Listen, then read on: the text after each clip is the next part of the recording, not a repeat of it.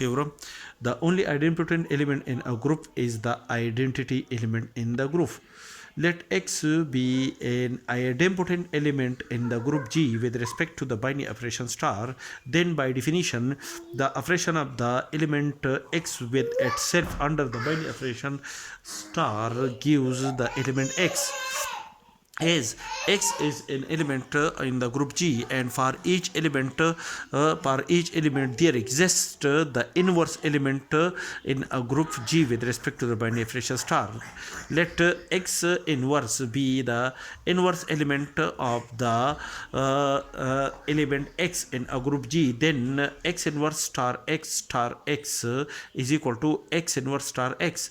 X inverse is the inverse of X. Therefore, the operation of X inverse with X under the binary operation star gives an identity element.